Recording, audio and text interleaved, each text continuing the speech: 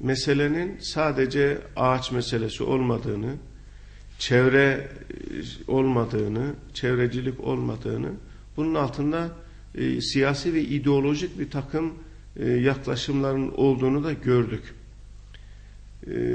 Maalesef bu okullarımıza da sıçradı. Gemlik'te bir okulumuzda, hatta 2 okulumuzda müdürün öğrencileri yönlendirme gibi bir konuşma yapmasına biz şahit olduk. Ayrıca Uludağ Üniversitesi'ne bağlı Gemlik kampüsündeki mezuniyet töreninde bir öğretim görevlisinin diren tişörtüyle sahneye çıkıp konuşma yapması da tabii manidardır. Ne direneceksiniz?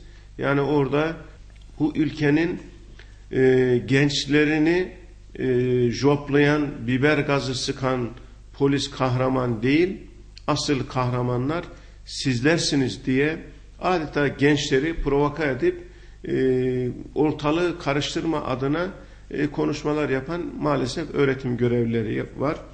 Bunlar hakkında gerekli soruşturmalar yapılıyor ama henüz neticelenmedi.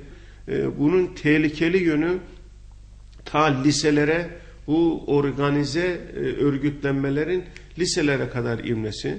Bir bakıyorsunuz okullarda lise öğrencileri siyah tişört giyerek okullara giriyorlar. Yani belli mesaj veriyorlar.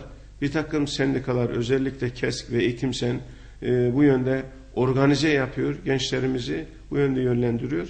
Biz memur sen olarak, eğitim bir sen olarak ülkemizi, milletimizi seviyoruz. Dolayısıyla da bu ülkenin birlik ve beraberliği, bütünlüğü için ne gerekiyorsa sivil toplum örgüt gücünü bu yönde kullanmaya çalışıyoruz.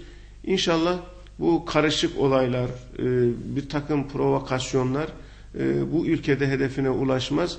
Yani milletimiz de artık uyanmış durumda. Kimin ne yaptığını, neye hizmet ettiğini gayet iyi biliyor, çok iyi biliyor ve bunlara da prim vermiyor. Vermeyeceğine de biz inanıyoruz.